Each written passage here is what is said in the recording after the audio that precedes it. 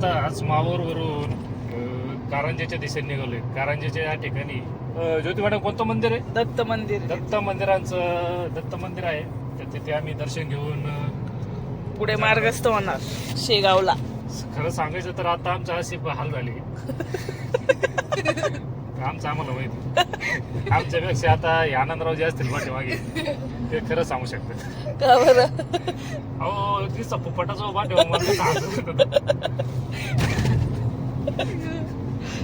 आता काय सांगायचं तुम्हाला. आमचा राजवीर झोपलेला आहे, थकला बिचारा. इकडे पूर्वाला भूक लागलेली. इथे सगळ्यांना भूक लागली पण इथं साधा वडापावची गाडी सुद्धा नाही. आम्ही वाट पाहतोय आम्हाला काहीतरी खायला. पराठे घ्या, इथं आहे गाडी. लोक पराठा बिराठा आता काहीतरी खाऊ आपण. चांगलं चुरलं 2-3 दिवस राहतो. नाही पराठा चांगला असेल पण आता पराठा खायचं मूड नाही. नका चिप्स बिप्स नको. आता आपण काहीतरी छान चमचमीत खाऊ. खायला मिळालं कारंजा पर्यंत मी आण. तुला काय खायचंय? हा वडापाव समोसा काही चालेल. मला पिझ्झा बर्गर इथं वडापाव मिळाला पिझ्झा काय चांगला पाहिजे त्यात भाजी बिजी नाही तर एक चांगलं मस्त पैकी रेस्टॉरंटला झालं व्हेजिटेरियन काही भाजी खाऊ. काय जेवण करायचं? नाही आपल्याला जेवणच करून घ्यावं लागणार आहे. हा ना. आणि मग निघायचं कारंजा.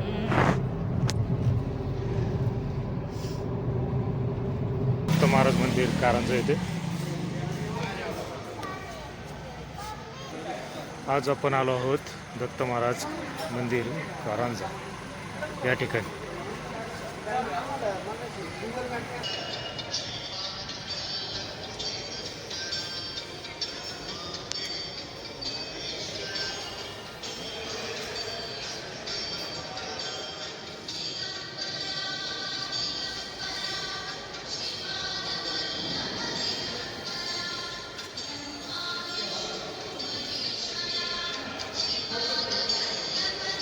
कुठे आला रे तू?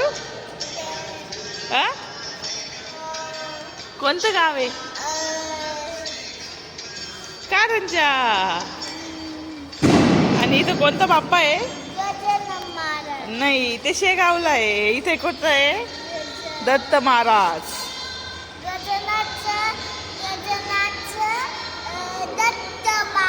दत्त महाराज बरोबर. उद्या या नृसिंहवाडीची यात्रा आहे.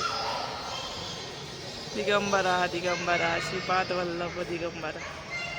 अगदी योग्य मुहूर्तावर आम्ही इथं आलेलो आहे. तिथे एक मंदिर आहे, दत्त मंदिर.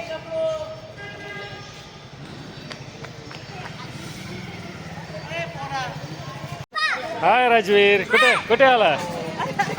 कुठे आला?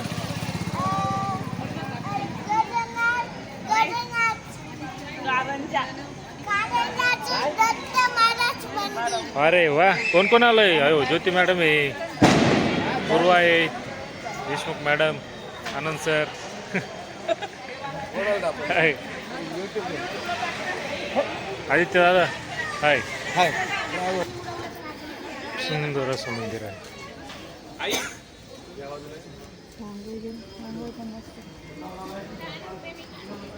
सुंदर अशी रांगोळी काढण्यात आली.